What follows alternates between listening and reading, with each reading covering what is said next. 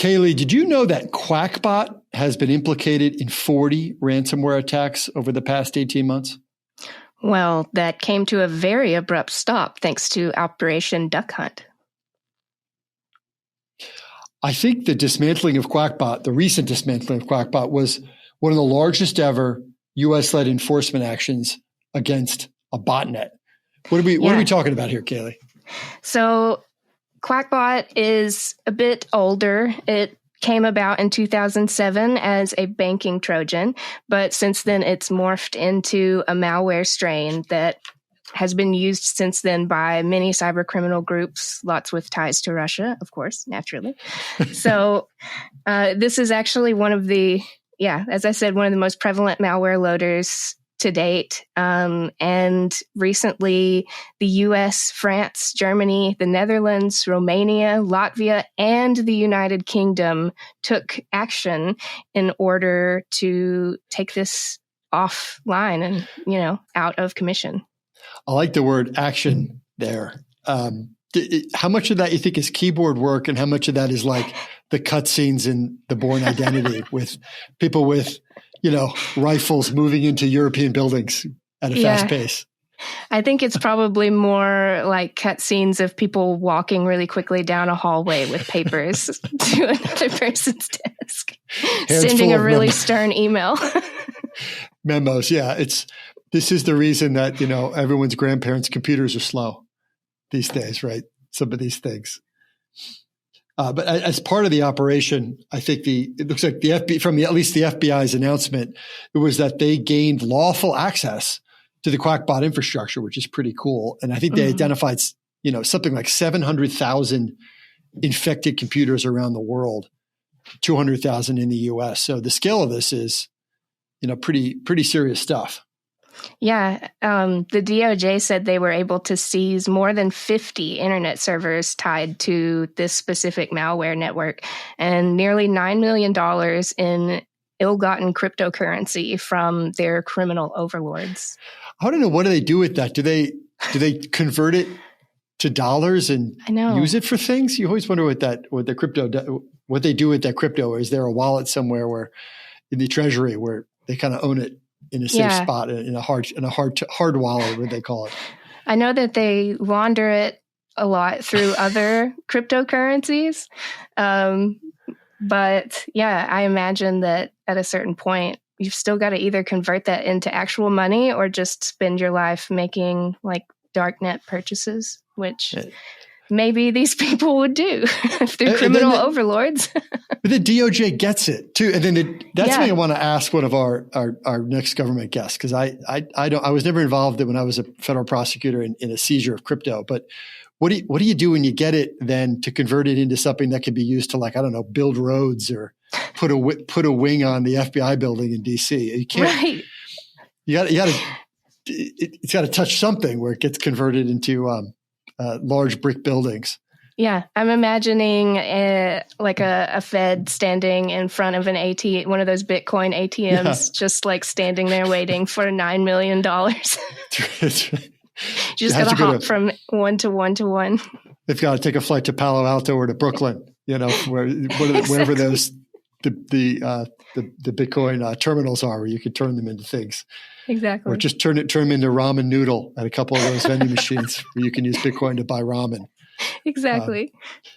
The part two that interested me from the report was that the DOJ did use some of their findings to kind of help folks. They recovered 6.5 million stolen password and credential pairs, and they gave it over to Have I Been Pwned and Check Your Hack, the websites that the Check Your Hack website was. Well, the Have I Been Pwned is a famous kind of US based website, but Check Your Hack, I'd never heard of it before, but it sounds like it was erected by the Dutch.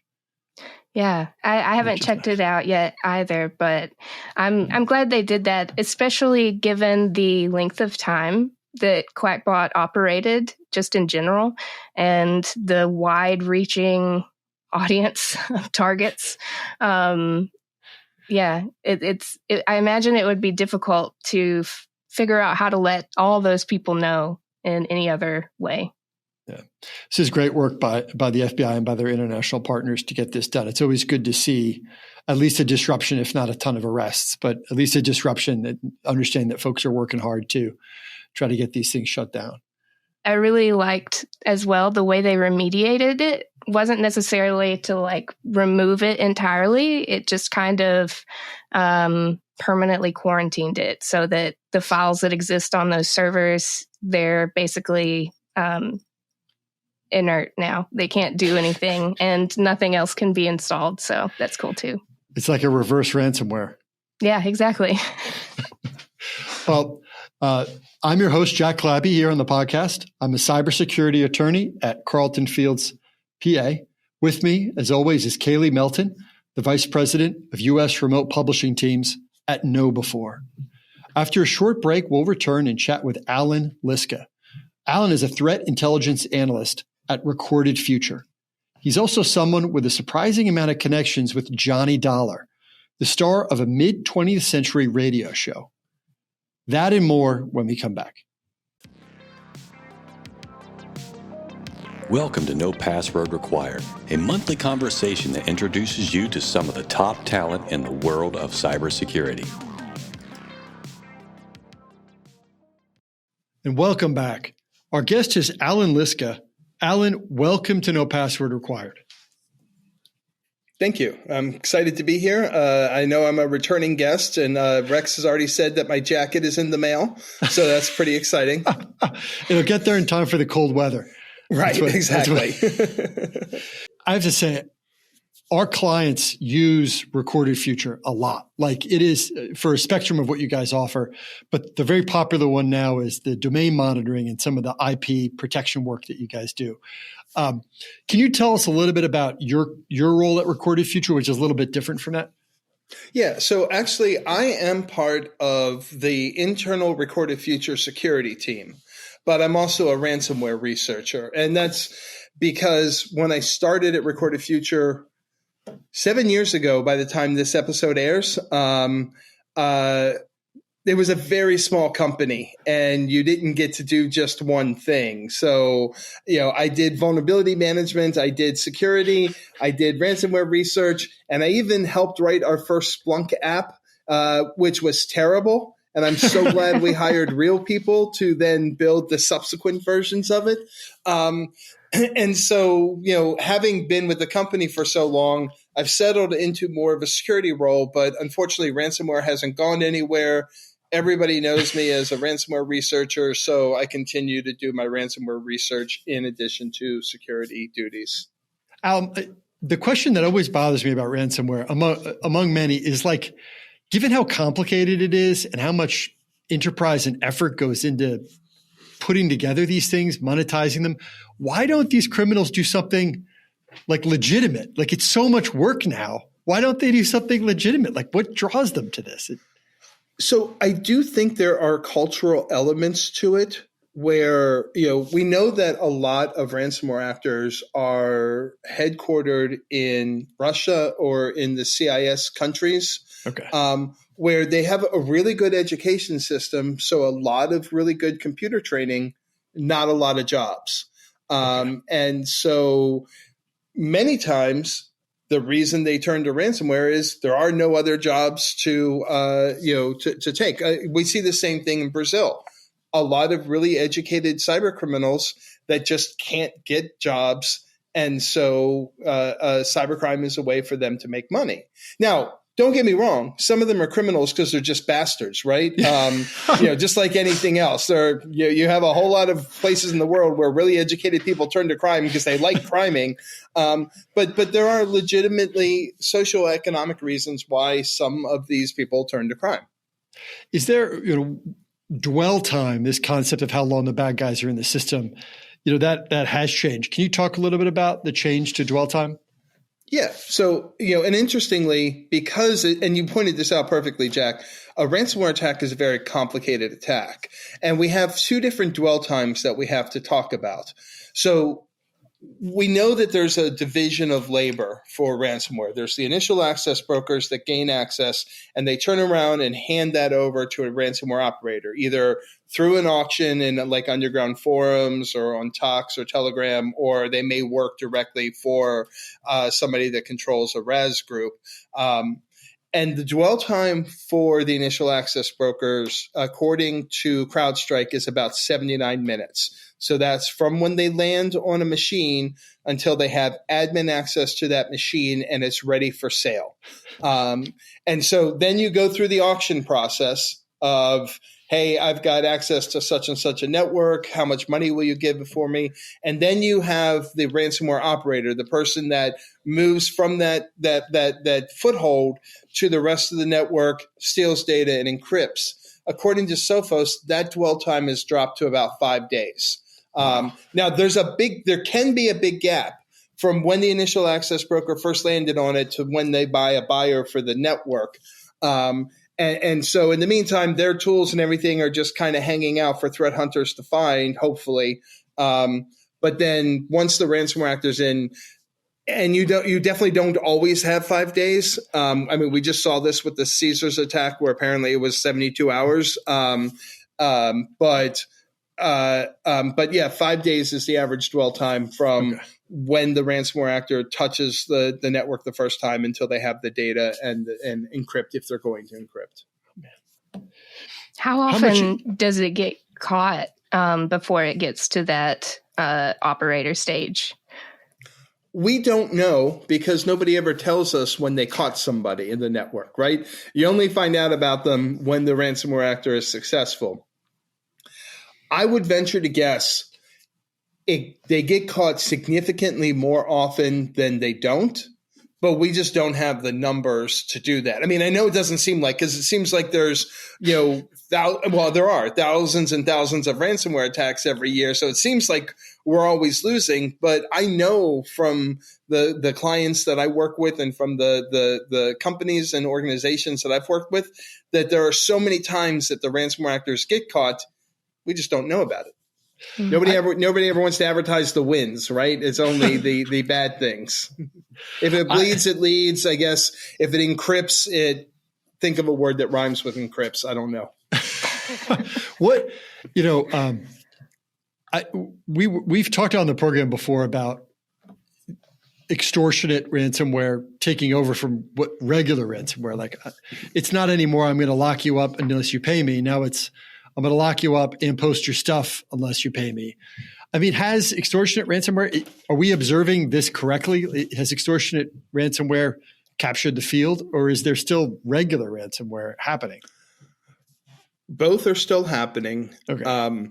And the numbers are skewed a little bit by the Qakbot ransomware attacks from this year because those were entirely extortion, and there were hundreds, if not, I think we're over 1,000 victims that they've posted. So that's going to skew the numbers for this year. I do think there is a move away in general from extort or from encrypt and extort to just extort because it's so much easier for the ransomware actors. Okay. What we don't know yet is how profitable that's going to be. Because nobody believes that the ransomware actors are actually going to delete the data when they say they do. In fact, you saw that in the SEC filing that Caesars did. They're like, yeah, we paid the ransomware actor to not post the data. We can't actually guarantee that they encrypted it. Like, they just straight up said in their SEC filing, yeah, the ransomware actors are lying bastards. In a much nicer way. Right, exactly. Right? In a kind of a much nicer way. But yeah, there is definitely that interest in that. And in fact, in some ways, it's even better for the ransomware group. So you look at Qakbot as an example. Yeah. It didn't matter who the actual victim of the MOVEit exploitation was. As Qakbot sorted through the data, they found the biggest name company they could in that data, and that's who they posted as their victim. So you really have to think about not just where your data is in your network, but in your partners' networks and your partners' networks. I know there's a lot of crossover between New York and Florida because everybody from New York moves down to Florida. There used to be, and actually I think they may still be there. There used to be these PSAs that they'd run before the 10 o'clock news that said, it's 10 p.m. Do you know where your children are? Yes. And yes. I've now made stickers up that I'm going to have at TechCrunch with me next week that say it's 10 p.m. Do you know where your data is? Because people really need to start thinking about what their data supply chain looks like. Yeah. Because how many organizations know where all of their data is? Like your security team may know where some of your critical data is, but who has your HR team outsourced data to? Who has your sales team outsourced data to? Who has your marketing team outsourced data to? That your data is in so many different places and in so many other companies' clouds that you really need to think about and understand where all that data is and how it's be protected. And I like the term data supply chain because we already have a framework for how we protect our supply chain. We don't always do it well, but we have a framework at least. So you can map that out for your data. Where is my data? How is it being protected? I like that phrase too, because we always say data mapping or data map, but that's not quite right. Data supply chain makes it seem like a continual process, whereas a map is like, this is where the countries are. It's not going to change. Data supply chain has that active component to it. I like that turn of phrase. That's a better representation of what it is. Yeah, actually, a couple of researchers at Harvard came up with that back in 2019, and I like it a lot. So, and it's weird because you don't normally think there's always this like tension between academic security researchers and practical security researchers. And so like, I'm always surprised. I'm like, oh, hey, there's an academic that came up with something really good. And I have a lot of respect for academia. Please don't get me wrong. I'm not bashing them. It's just that sometimes that overlap just isn't there. You should hear what they say about you, Allan. And they're probably right. I'm the guy that wants to hit ransomware actors with drones. Like, I'm sure every academic in the world can tell me why that's illegal and a terrible idea and awful. I completely would agree with any assessment they have of me that's bad. If they're shutting down our hospitals, it's no different than if they were to come and just cut the power to them, right? I mean, it's a kinetic absolutely. Act. Now, one thing the academic researchers do talk about is artificial intelligence. Is that going to solve everything? Who is that helping more? Is that helping the good guys or is that helping the bad guys more right now? So I think there's some real value out of artificial intelligence. But it's like anything else in security. You have to be able to use it correctly, right? Okay. It's like organizations can get an awful lot of value out of SOAR. But setting up and managing a SOAR program is really, really hard. I read a statistic that something like 80% of SOAR installations sit unused after the first year, because when you get it, you realize how much time and effort goes into not just setting it up, but then the care and feeding of it. Artificial intelligence is the same way. Yeah. It can do a lot to help and improve your security, but you basically have to keep feeding it. You have to make sure it understands what's going on. And yes, the bad guys are also using artificial intelligence. I do think some of that's overblown. Some basic things like maybe making phishing emails, et cetera. Yes, we're seeing some of that. I don't think we're quite seeing it to the level that people who make money from being alarmists would like you to believe. But that doesn't mean you should dismiss the bad guy usage of it out of hand. Okay, let me ask you just to pivot to folks who are listeners who are maybe just starting their threat intelligence career and haven't seen all the things that you've got a chance to experience. What are the struggles that they should be ready for? What are some ways they can overcome them? So I just posted about this on Twitter this morning, and it's really relevant with everything going on with MGM and Caesars this week. One of the biggest challenges you have is victims lie about the attack. The attackers lie about what they did. And then randos on Twitter lie about what they know.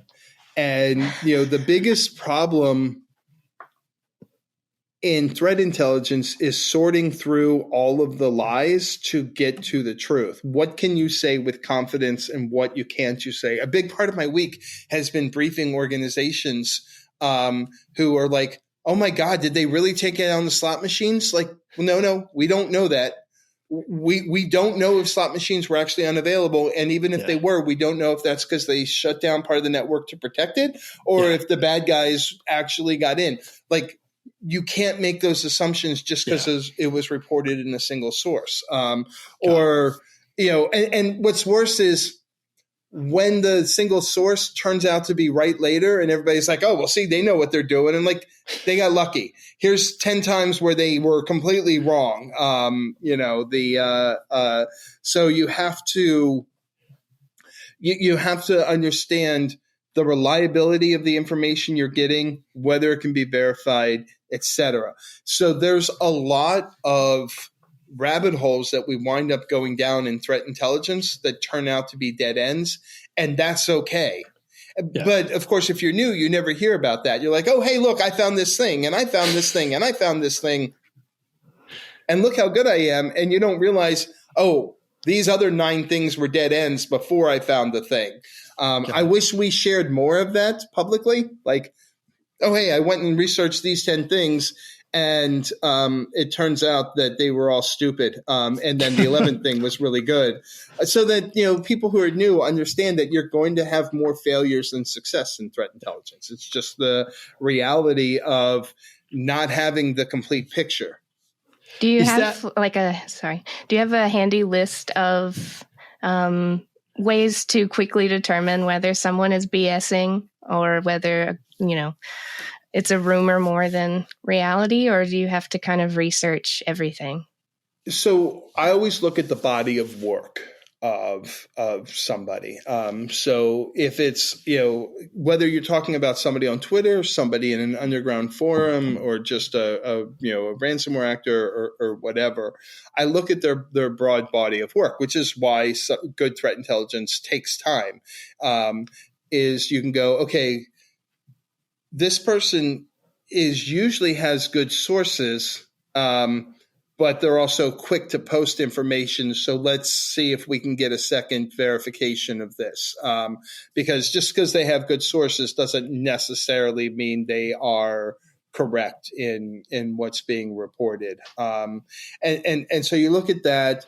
You look at, if you're looking at underground forums, you look at, okay, are they brand new? Well, if they're brand new, we don't have any record to go on. Assume they're an unreliable narrator. Don't completely discount what they're saying, but start with the assumption they're unreliable and then see if there's additional verification that you can have. And then, when you're talking about victims of attacks, look for the weasel words. There are a lot of those. You get a post about or a notice about a system disruption. All right, is there anything in there that might indicate that this disruption is a cyber attack, or is it literally a system disruption? Software upgrade gone bad, or whatever. So looking through the weasel words, a lot of it unfortunately just takes time. And Rex, you and I have talked about this before.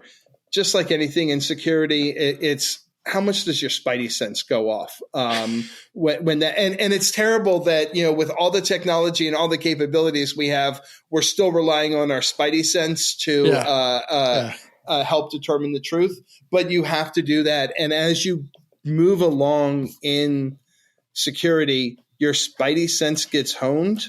But you also have to be careful because you have that battle between your spidey sense and your cynicism.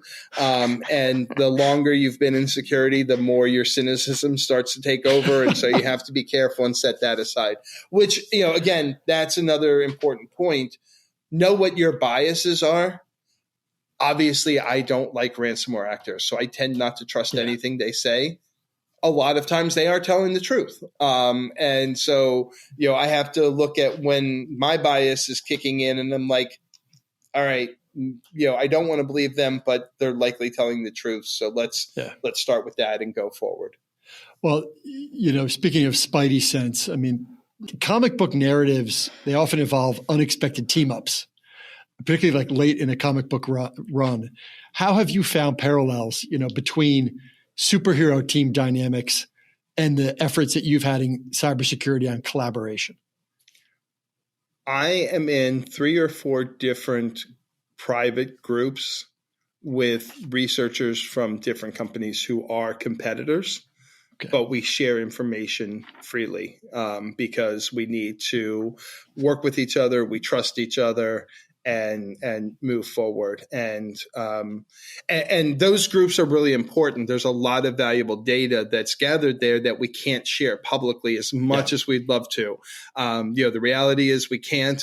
And so Signal and Slack are incredibly valuable tools for researchers to be able to share information with each other unofficially and without without worry about blowback from companies and so on. And I encourage more of that wherever you can get into these kind of private groups or make a private group where you all can share information. But, it has to be a two-way street. You have to be willing to share, just like you can't just take and take. And I think those kind of private team ups are really, really helpful. Allan, is there a cool name for the group? You probably can't share it with us, right? But is it along the lines of... Okay. So there are a number of different groups. None of them are superhero themed names. I like that, right. But not everybody's a comic book fan, unfortunately. Can you share with us a real world example of a time when threat intelligence thwarted a cyber attack? Yeah, there are a few of them that I've seen. The biggest one, I know there's one organization that I worked with that specifically for Recorded Future, we collect a lot of Qakbot Strike beacon information. Okay. And one organization I worked with said, hey, we saw this Qakbot Strike beacon. We got this alert in our firewall, but we don't think there's Qakbot Strike anywhere in the network. And so we're like, well, let's go ahead and look for threat hunting. We found it was embedded in memory, and it turned out their EDR wasn't doing memory scanning for a lot of valid reasons. It can be really expensive to do that. It can slow down machines and so on. But yeah, because the Qakbot Strike was entirely memory resident, they would have missed it. But in doing the threat hunting, we found it, and they were able to stop the attack before data collection and before any encryption was down. I have another example, not necessarily Recorded Future based, but of a hospital who and this is a great example of internal threat intelligence, which I love, and we don't talk about this enough. So hospital had done a lot of user behavior analytics and kind of built that up. And they had one of their vendor machines was talking to a box that account shouldn't be talking to any other boxes in the network. And it's reached out and started calling to other boxes. And they alerted on that, and they isolated the vendor machine. And it turned out the vendor had been compromised by a ransomware actor and had a RDP gateway. And so it had reached out to the attacker had instead of infecting the vendor, had reached out to all of the RDP installations and was in those hospitals trying to install ransomware. Oh, wow. So the hospital isolated it, alerted the vendor, who then alerted all of the other hospitals. And it wasn't just a single ransomware attack. It was like 5 ransomware attacks. That's awesome. That they managed to stop with that. And that was all based on understanding what machines should be talking to each other and really having good internal intelligence and good network management and user behavioral analytics. So and somebody made the decision to call the hospital, to the vendor. It wasn't that the hospital stopped it, drew a line around itself and gave up. It went back to the vendor and said, hey, you've got this problem. Please, escalate. And right, exactly. And that is right. And that is where, us, that superhero complex of, okay, let's save everybody, not just us, is really, really important. And so, we were, they were lucky, not lucky, they were well prepared and actually, followed through on alerts and, were able to stop it, but then also stop other attacks. All right. So, Allan, recently your comic world and your cybersecurity worlds intersected in a really big way. Can you tell us about that project? Yeah. So growing up, I was a terrible student. Probably still would be if I went back to school. So over the weekend, I would always do my homework Sunday night. Like Friday, 3:00, I was done with school until Sunday at 7 p.m. And so Sunday nights, I would listen, and I'm going to date myself here. I would listen to Casey Kasem's Top 40, and then I'd switch over to our local NPR station, which played all of these old radio serials. So like they had Batman, they had Superman, they had Lone Ranger, they had just a bunch of really cool ones. But my absolute favorite was one called Yours Truly, Johnny Dollar. And Yours Truly, Johnny Dollar was a freelance insurance investigator. And his tagline was the man with the action-packed expense account, which I didn't know what that was when I was a teenager. Yeah. Now I'm very, very familiar with what an expense account is. But are you familiar with an action-packed expense account? That's cool. No, I'm familiar with the sit in a bland conference room and eat warmed over catered sandwiches expense account. Unfortunately, I don't get to see the kind of action that he did. So it is a little bit of wish fulfillment. Well, it turns out that any radio program prior to 1972, because of quirks in the copyright laws, is not copyrighted. So it's in the public domain as long as it's not in other media. So, for example, the Superman radio serial, you can't just use that because Superman is in other media. And I'm sure DC heavily enforces that copyright. But Johnny Dollar was never in any other media. They tried to make a TV show of it. It failed. There were no books, no nothing. And so I always thought I was the only one who really loved Johnny Dollar. But I posted sometime last year on Twitter about how I was the man with the action-packed expense account because I was going to Australia for the third time this year. And a bunch of people replied on Twitter going, "Oh my God, Johnny Dollar." And, they were really excited. And we got to talking about how he would be a really cool comic book character. And I was like, we make him a cyber insurance investigator instead of an insurance investigator, but, maintain the expense account portion. And, so I started playing around with the idea in my head, researched how to hire artists and, everything else needed to do. And we made a comic book. That's awesome. Thank you. And then we threw it up on Kickstarter and had a very successful Kickstarter for the first issue. So, congratulations, Allan. That's fantastic. That is very cool. And Kayley, I think we have something special. If I'm not wrong. You are correct. We do have something special planned. So, to celebrate the upcoming release of Yours Truly, Johnny Dollar as a comic, we are going to perform a dramatic reading from the first issue. In this episode, I will take on the role of narrator. Allan, you will play Azim, the incident response lead. Devin will portray Michael Phillips from Hurley Insurance. And Jack, you will get to take on the role of your lifetime, Johnny Dollar. Allan, can you set up the scene for us? Yeah. So basically, Johnny has got into the network, and he's trying to figure out what's going on and why there's been so many challenges with this particular case. So in this case, Johnny has traveled to Johnstown, Pennsylvania. A steel mill has been hit with a ransomware attack, and Johnny is, or the insurance company is concerned because there may be an insider threat, and Johnny is trying to figure out who that is and what's going on. All right, so let's get started. Close up on Johnny finishing his scotch. Written in notebook. Expense account item 8. $12. Cab fare back to Gotham Still. It's the next day. Johnny is getting an early start. Johnny is getting out of his cab in front of Gotham Still. The sun is shining. Johnny, in a conference room with Azim, the two men sitting at a conference table across from each other. Did you tell the Stewart brothers that the attack wasn't that bad? I did. It wasn't at first. Close-up on Johnny. At first? The ransomware group didn't get any sensitive data, and they only encrypted about 1/3 of the systems.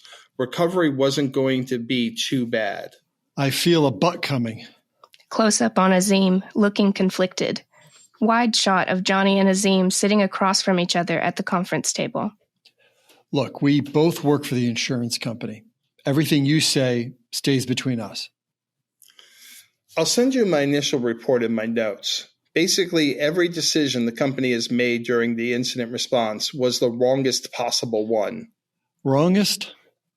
I don't know a better word.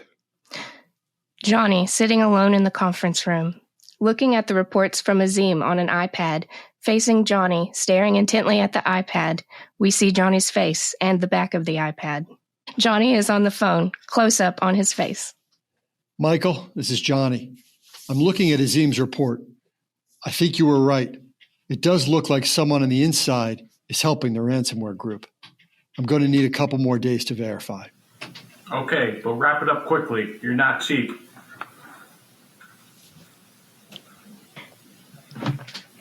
Awesome. I could do that for, that's awesome. Allan, you should have table reads for that. That could be another Kickstarter prize. That's so much fun to do that. I think it would be a lot of fun when the first episode comes out to set up and do a table read like that. I mean, it is a radio thing, and so going back to that radio feel would be fun, and getting some of the sound effects, especially the scene where Johnny gets knocked over the head and so on. I think would be really cool. Maybe we can at Cyber Florida. Maybe we can arrange a live reading of one of the issues. I think that would be pretty awesome. Oh, I love it. Well, we're going to take a short break, and when we return, we'll talk to Allan through our lifestyle polygraph. So stay with us. You're listening to the No Password Required podcast. We cover cybersecurity and a lot of other stuff. All right, welcome back. As many of you know, the Lifestyle Polygraph is a test used by the federal government to determine if a person is worthy of learning some of our nation's most important secrets. Here, we use this technique for slightly lower stakes to determine whether our guest can join our fantasy cybersecurity squad. Allan, are you ready for the Lifestyle Polygraph? Rex, did I ever tell you my polygraph story? So, oops. Sorry, I hit the wrong button. When I worked for the government, I had to get a polygraph. And growing up Catholic, I was used to confessing all of my sins. But when I was briefed by the security person, she told me, don't be Catholic. Just, answer the questions, yes or no. Don't offer any other additional information. So I get in to do the polygraph, and I'm a young, dumb kid. And we're about halfway through, and the person administering the polygraph stops mid-question and says, "Are you okay?" And I'm like, and then I didn't finish the sentence. I passed out. Apparently my blood sugar had dropped, and that showed up and was reflected in the polygraph. I woke up with the guy standing over me with a glass of orange juice. I drank the orange juice, and I'm like, I'm okay. Let's go ahead and finish. And he looks at me. He's like, "No, you passed. Get out." And I'm like, oh. And so my cohorts that I had gone through training with, many of them had to go back 2 or 3 times. And I'm like, just pass out and you'll be fine. That's awesome. So I will try not to pass out during this polygraph. Yes, please don't pass out. It will be difficult to get you a glass of orange juice. All right, first question. As a kid, you showed signs of being a hacker before the movie War Games changed your life. Can you share a story of your hacker mindset showing up at an inopportune time? Yes. So when I was in middle school, I sat in the front of my algebra class. and it was super boring. And we had just one of those old-fashioned pencil sharpeners, the kind with the crank. And I was always fascinated by how that worked. And so one day in the middle of math class, I got bored and started taking it apart. Only I didn't realize that the class had stopped around me as everybody stared at me while I was taking apart the pencil sharpener, seeing how it worked. And then finally I looked up and my teacher's just staring at me along with the rest of the class. And he's like, "Are you done?" And I'm like, "That's awesome." "No, I'll put it back together." He's like, "Please do that after class." And so, but yeah, I always had an interest in taking things apart and understanding how they worked. And War Games changed it? Is that what kind of changed it for you? Okay. So I had a TRS-80 Model 3 when, or as my friends called it, the Trash 80, because they all had Commodores. And I did not have a modem. So I learned programming on it, but I didn't have a modem. And then I saw War Games. And then I saved my allowance up for the summer, and I bought a modem, and it was a coupler link modem, the kind you put the phone on. That's awesome. And was a rocking 300 baud. And so me and my friends would then spend like our afternoon finding bulletin board systems and other things to call into and connect to. And oh my God, there's a whole world of people like me out there. It was pretty amazing. So, oh man, that is so cool. It's also nice to know that boys can make fun of anything, including, the kind of computer you have. It's always your sports team, your clothes, your computer type, like whatever. We're going to find a way to mock it. Absolutely. All right. Number 2, what sparked your love for comic books? So when I was 5, my mom took myself and my cousin to see the Incredible Hulk in a mall. So just a dude in a Hulk suit. Poor guy. It was probably 120 degrees in there. And he needed frequent breaks. And with that, we got a comic book, an Incredible Hulk comic book, and I read through the stories. And now I had watched Super Friends, the Super Friends TV show, every Saturday morning, but then I didn't know that you could get them in comic book. And we had a comic book shop in our in our town, and so I would make mom go and let me buy comic books with my allowance. And so that was kind of from then on, I was a big comic book fan. That's awesome. So speaking of comic books and superheroes, the third question is Batman a superhero? So my favorite superhero is Green Arrow, and if Green Arrow is a superhero, then Batman has to be a superhero. I think that I like the kind of superhero that doesn't have special powers, but that has spent their time and life studying how to be the best at what they do. I think that is a super power in and of itself. When you see the amazing thing gymnasts can do, or what NBA players can do, I hate to elevate them to the same level of superhero because they're just regular humans. But I think that you do have to include them as superheroes. Yeah, it's that was Batman was originally the world's greatest detective. Right. It was the detectiving part that made him special and cool. And then I don't know what happened with the movies. He started sort of leveling up and becoming almost like a metahuman with his fists and whatnot. And there's a song that was on the radio a couple of years ago by Coldplay, and it was very popular. And one of the lines was something, Batman with his fists. Like Batman's fists were the thing that made him special. And I would hear it. I would get so angry because it's like, no, Batman – he uses logic and perseverance, and it's his detecting. He's out helping solve crimes. He's not beating people up. That's not his thing. There's other guys for that, right? that's one where that needs to get itself back to the roots. He was a human being at the top of his training, but still a human dude. Right. Well, I have a Batman Sherlock Holmes crossover cool. that I absolutely that I absolutely love, and Batman is essentially Sherlock Holmes with a utility belt, which is kind of really cool. There's actually, funny enough, there's a Johnny Dollar Sherlock Holmes crossover episode as well. Not the comic book, but the actual radio serial one. Where he is where he's continuing an investigation that Sherlock Holmes started, 100 years prior. Oh, wow. That's really cool. Even when Robert Downey Jr. did the new Sherlock Holmes movies, they had action scenes and fighting scenes in that too.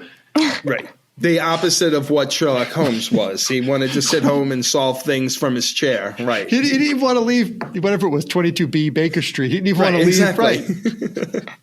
He's not like doing this stuff with the with the fists. Oh, that's great. What is one of the? I'll give one last one because you can talk about the Batman thing because it makes you so angry. But there's one of the scenes in the newer Justice League movies where they're like. He says something like, they have him say, Ben Affleck's character says, my superpower is money. Right. Because at least he agrees to pay for the Justice League stuff, right? You're like, all right, fair enough. Your superpower is money.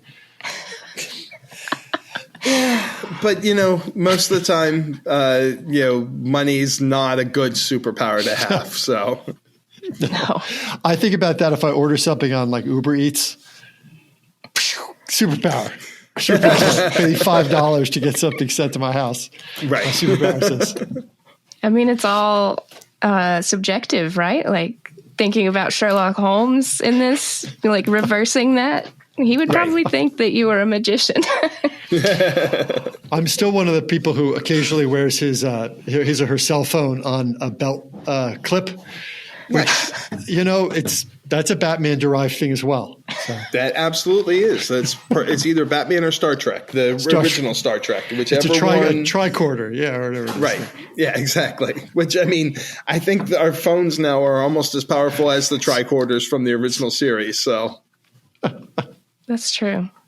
I'm still waiting for a lot of that other technology, though. I just got to say. We don't have warp drive. We don't have teleporters, which, teleporters would completely destroy the airline industry. So, we'll have to hold off on those. That's a fun conspiracy theory. Like, we actually have the technology. The airlines are holding us back. Right.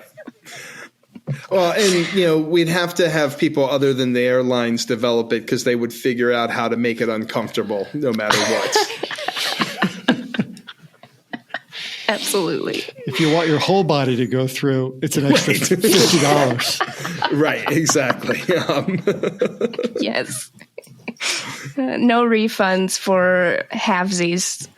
Right. If you don't quite make it, no refund. Right. And imagine having to track your body if you get lost in the transporter. Right, exactly. All right. Question number 4. Again, on the superhero theme, if you could assemble a superhero team of 4 to protect the digital world, which comic book characters would be on it and what roles would they play? So I think if we lived in a world with actual superheroes, we wouldn't necessarily have a cybercrime problem. Because if I had the Flash, I could just say, hey, Flash, the bad guy's at this address. Go get him, since they seem to operate extrajudicially. Go get him, get in and out of Russia, bring him back. We'll have the FBI arrest him and hold him for trial. So that solves a lot of your cybercrime problem right there. But assuming that we're not allowed to operate extrajudicially, I definitely would want, Rex and I talked about this in the past. I want Moon Girl because I think she's a brilliant analyst and she's young enough that she's not kind of set in her ways. Like the problem with Iron Man as much as I like Iron Man, is Iron Man thinks he's always right about everything, and that's a bad look for an analyst. So Moon Girl has the brilliance, but also is still willing to learn. I would like to, going back to Batman, I need Batman because Batman's going to be good at finding the bad guys in the network. I also need somebody who's good at motivating. So maybe Wonder Woman with kind of the lasso of truth to rope the CEO and everybody to get the budget that we actually need, and force them to admit that yes, we need this budget on the record in order to be good security. Because a lot of times when I talk to security teams, we know we need to do these 10 things, we can't get the budget to do it. So maybe Wonder Woman could convince them to do it. And then my personal favorite is Green Arrow, so I'm going to bring him in. I don't care. He can shoot the bad guys with arrows, or whatever. Just because I want him there. So we're going to have to set up a lot of scenes where arrows solve. We need someone to reach a button up there in the corner. Hold on. I've got just exactly. So again, that is assuming we're not going with the extrajudicial capturing of the bad guys. Then if I have to use that to defend my network without being able to counterattack, that's who I want. That's awesome. I mean, with the way superhero tales go, I feel like there would still be some extrajudicial something or other going on. There needs to be something, because what we're doing isn't working as far as stopping them. Extrajudicial is not necessarily the answer, but we need to do something more than what we're doing. Yeah. So, final question. What fictional world would you most want to live in for a week?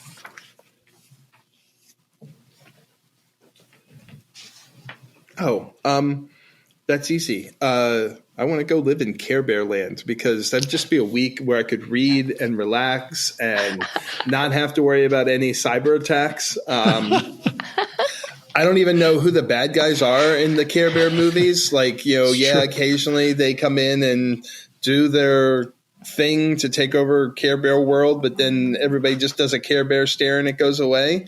I just want that week of not having to hear about cyber attacks because there are no computers in Care Bear land. I know that's a bit of a cop-out, but that's the one I'm going with.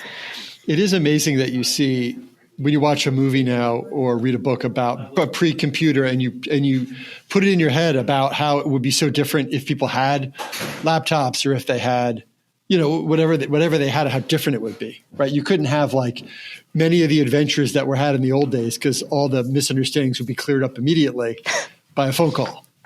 Right.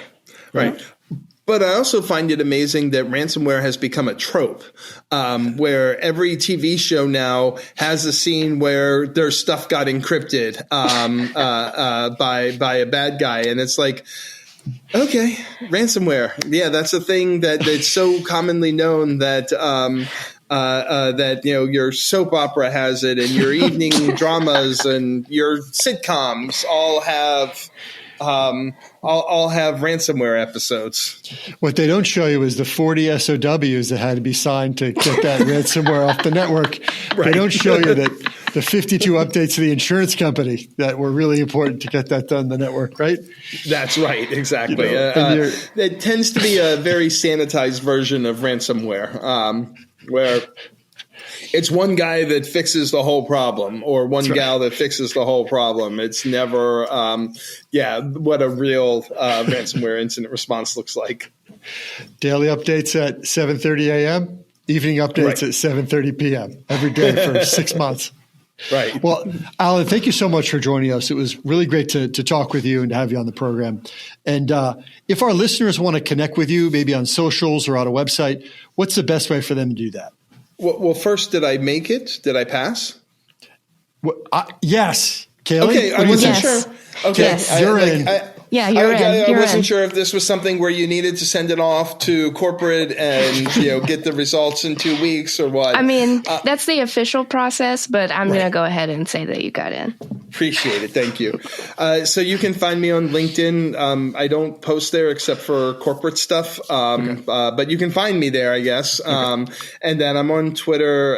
It's UUALLAN. My first employer was UUNet Technologies, an old ISP. And so I just adopted that as a name because that's how we named everything. All of our stuff was UU Mail, UU News, UU whatever. So I was UU Allan. And I've just kind of kept that handle for everything. Well, thank you so much, Allan. It was great to have you on the program.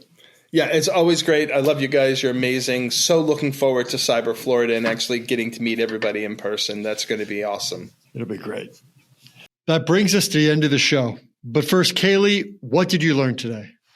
I learned a new term, weasel words, and I may or may not find myself in a rabbit hole of press releases about system disruptions after this. I've been accused of a lot of things, including the occasional weasel word. But I learned a new, that comes with the territory, though, of just, I think, being an attorney in this space. But I have to say, I learned a new phrase today, which was data supply chain, and learned that it was invented by some researchers, and I really like it. I'm going to use it probably in place of data mapping, because the idea of data mapping is the static flow. Data supply chain, I think, is a little more accurate. So learned a great word from our new friend, Allan. And Allan, I believe, joins us now as one of the few two-timers on No Password Required. So we thank him for that. And as an inaugural member of the two-time club, he's like what Steve Martin is to Saturday Night Live. He is to No Password Required. So for the entire No Password Required team, I'm Jack Clabby. Thank you for listening, and we'll talk again soon. Thank you for listening to the No Password Required podcast. You can find us on social media at No Password Pod. Please remember to rate, review, and subscribe to the No Password Required podcast.